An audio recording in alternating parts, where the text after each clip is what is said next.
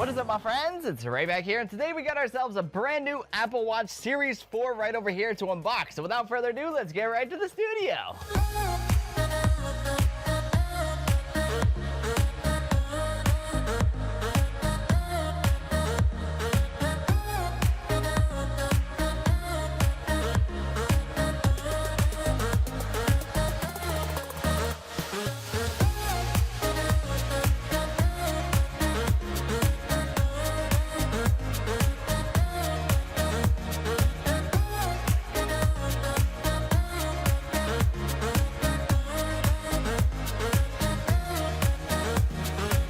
I don't think anybody's ever thought of the fact that you could walk around with not one but two watches. I mean, what's not to love? You know the time all the time, you know the date all the time, you'd be well informed. Like, oh my goodness, this would be like a trendsetter right here. Maybe I'll start something. But here it is, guys, the brand new Apple Watch Series 4 44mm versus the Series 1 38mm. As you can see, there's a massive size difference in terms of the screen. Like, look at this. As far as like the app screen over here, there's so much more screen real estate to get things done, which is really great. And just like the processor, everything is so much faster than this guy over here. This thing takes about 10 minutes to turn on, whereas this thing takes like 2 seconds. It's really crazy like how far we've come in the past, like what, 3-4 years, and this is like the original first one. So it's a huge upgrade for me, and I just put this thing on, so let's get to some more first impressions. Alrighty guys, so there you have it. I hope you enjoyed that little unboxing there with the Apple Watch Series 4. Fantastic device. I never expected this thing to look as good as it does in person. This thing, oh my goodness, guys, the stainless steel version especially,